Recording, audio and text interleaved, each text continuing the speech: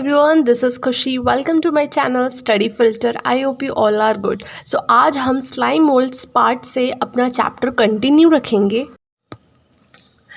तो अगर हम स्लाइम मोल्ड्स की बात करें तो ये सैप्रोफाइटिक प्रोटिस्टा होते हैं। इनकी जो बॉडी होती है वो मूव करती है डिकेइंग ट्विग्स एंड लीफ। देखिए इनके पास ना एक होल टाइप के होते हैं इनकी बॉडी पे, जिसमें ये अपना ट्विग्स डिकेइंग करते हैं, ठीक है, इनगल्फ करते हैं, ऑर्गेनिक मटेरियल्स को खाते हैं। स्विटेबल कंडीशन के अंडर में दे फॉर्म एन एग्रीगेशन, यानी कि एक एग्रीगेशन बना लेते हैं जिसको हम प्लाज्मोडियम कहते हैं, विच में grow and spread over several feet. तो बहुत दूर दूर तक ये जो स्लाइम मोल्ड्स होते हैं वो फैल जाते हैं, ठीक है, एग्रीगेशन कर लेते हैं, तो उसे हम प्लाज्मोडियम कहते हैं। और वही चीज़ बाद में ग्रो करती है और सेवरल फीट तक स्प्रेड हो जाती है। अनफेवरेबल कंडीशन के अंदर जो प्लाज्मोडियम होता है वो डिफरेंशिएट होता है, यानी कि टूटता है और क्या बना लेता है, एक फ्रूटिंग बॉडीज़ बना लेता है। फ्रूटिंग बॉडीज़ बनाने के बाद क्या करेगा, इसके ऊपर इसके टिप्स पर मतलब स्पोर्स आ जाते हैं।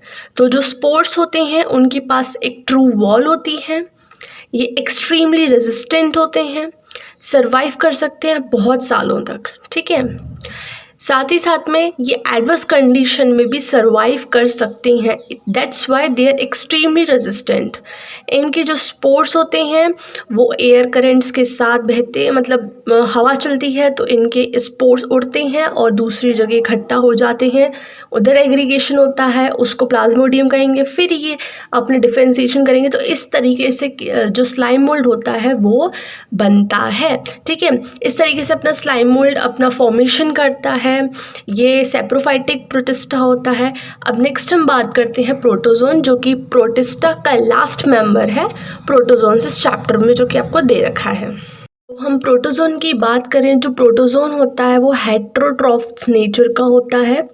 ये आपका प्रेडेटर की तरह बिहेव भी करता है और ये जो पैरासाइट होते हैं उनकी तरह भी ये बिहेव रखता है, यानी कि डबल नेचर बिहेवियर। ये एक प्रिमिटिव टाइप के माने जाते हैं, प्रिमिटिव रिलेटिव ऑफ एनिमल्स। ये आपके 4 तरीके के देखने को मिल जाएंगे। कौन कौन से, amoeboid, flagellated, ciliated and last one is sporozoan. सबसे पहले हम बात करते हैं अमीबॉइड प्रोटोजोन्स के बारे में। सो ये ऑर्गेनिजम्स होते हैं, ये फ्रेश वाटर में आपको मिलते हैं, सी वाटर, मॉइस्ट, सॉइल, इन सब में। अमीबा टाइप का जैसा होता है तो ये आपको साफ़ पानी में भी मिल जाएगा, है ना, और नमक वाला पानी यानी कि ओशंस में भी आपको देखने को ये मिल जाएंगे। साथ ही साथ में ये मूवेबल होते हैं, यानी कि मूव कर सकते हैं और अपना जो खाना है वो कैप्चर कर सकते हैं, ठीक है।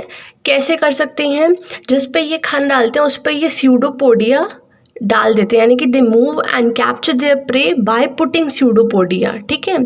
स्यूडोपोडिया को बाहर निकालते हैं, यानी कि फॉल्स फीट होता है as an amoeba. Marine forms have silica shells in the surface. अगर ये तो हम फ्रेश वाटर की, सी वाटर, क्योंकि अगर हम मेरीन की बात करें तो इनके पास सिलिका शेल होती है इनकी सरफेस पर। जैसे कि आपके एग्जाम्पल हो सकते हैं सम ऑफ देम सच एज एंटा अमोएबा, ठीक है। ये क्या है, ये एक पैरासाइट है। नेक्स्ट बात करते हैं फ्लैजुलेटेड प्रोटोजोन्स की। तो ये एक ऐसे मेंबर होते हैं जो कि फ्री लिविंग होते हैं या फिर पैरासाइट होते हैं। इनके पास फ्लैजुला होता है, इनका नाम भी फ्लैजुलेटेड है तो इनके पास फ्लैजुला तो ज़रूर होगा। साथ में ये जो पैरासाइट होते हैं वो एक डिजीज़ कॉजिंग होते हैं, यानी कि डिजीज़ करते हैं, जैसे कि स्लीपिंग सिकनेस, आपको नींद नहीं आएगी, है ना। तो ये कौन सी बीमारी है, स्लीपिंग सिकनेस, यानी कि ये होती है आपको ट्राइपेनसोमा से, ओके। नेक्स्ट हम बात करते हैं सीलिएटेड प्रोटोजोन की। तो ये एक्वाटिक होते हैं, यानी कि पानी में रहते हैं, एक्टिवली मूवेबल होते हैं, यानी कि मूव कर सकते हैं because of the presence of thousands of सीलिया। और आपको पता ही होगा कि सीलिया तो मूवमेंट के लिए ही होता है, तो इनके पास थाउजेंड्स ऑफ सीलिया होते हैं, that's why they are movable. इनके पास एक कैविटी होती है जिसको हम गलेट कहते हैं, जो कि ओपन होती है इनकी सेल सरफेस के बाहर की साइड, यानी कि बाहर की साइड इनके पास गलेट प्रेजेंट रहता है। अब the coordinate movement of rows of cilia cause this water laden with food to straight into. अब देखो ये खाना भी गलेट से ही खाते हैं, एग्जाम्पल पैरामीशियम, आपको इसका डायग्राम भी दे रखा है। लास्ट वन हम बात करते हैं स्पोरोजोन्स की।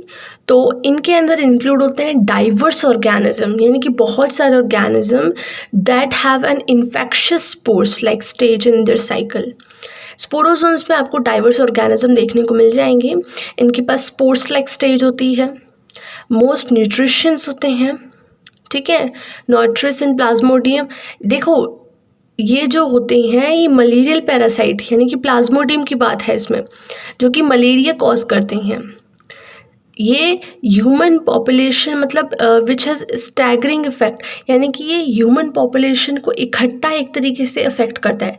अगर एक को मलेरिया हो गया है तो दूसरे को भी लग सकता है, तो ये काफ़ी फैक्टेबल होता है, ठीक है। तो आज हम यहीं तक पढ़ेंगे, कल हम पढ़ेंगे किंगडम फंजाई के बारे में। So if you like this video so don't forget to subscribe, like, share and comment.